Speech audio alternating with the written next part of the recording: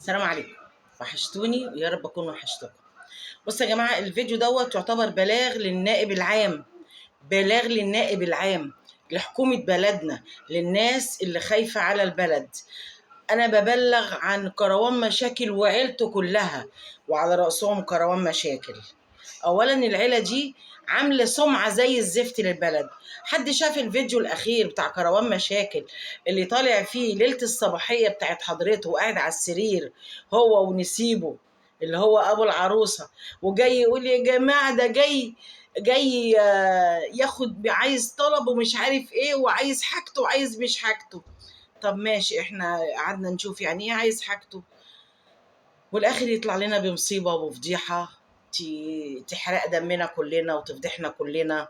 وطالع ماسك الشاش بتاع العروسه وعليه دم وماسكه شاش اللي هو بيعتبر علامة على عذرية البنت. ايه قلة الأدب والسفالة والوقاحة اللي احنا وصلنا لها دي؟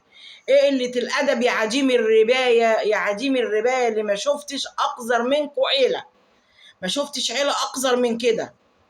اب يطلع يقل ادبه ويقعد يقول كلام فارغ، كل ده عشان الريتش وعشان الفلوس. وحسبي الله في الناس اللي بتدعم الناس الاشكال دي. انتوا اللي بتعملوا لهم قيمه ولا انتوا بتعملوا لهم بتعملوا لهم لازمه؟ كرام مشاكل ده كان بيطلع اهبل كده ويقعد يشد في بنطلونه وبنطلونه ساقط وشعره واقف كده، وكان بيطلع مع ست مليانه كده يقعد يقول كلام خايب، لكن قعدوا ينطقوا فيه لغايه لما افتكر نفسه نجم.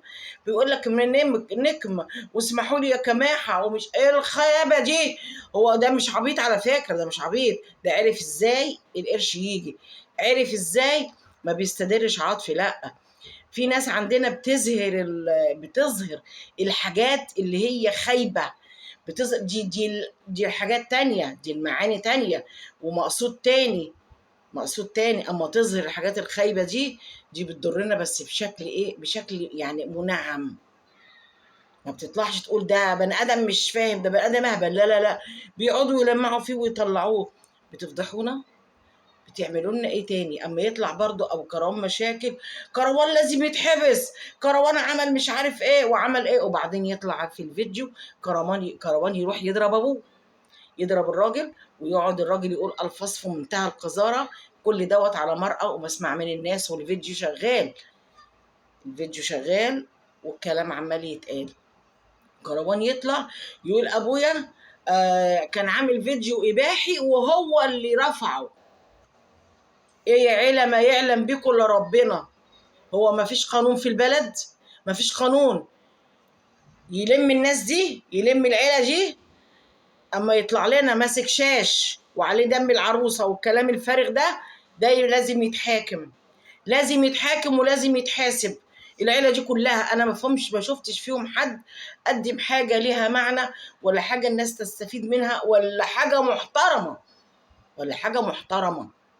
طالعين بقله ادب وعدم ربايه كلهم، ويقعد يقول لك اصل هم طلعوا اشتهروا على قفايا، خدوا الريتش على قفايا. يا شيخ الله يقرفكم، الله يقرفكم، ده انتوا عيله اعوذ بالله يا ربي، حسبي الله ونعم الوكيل فيكم.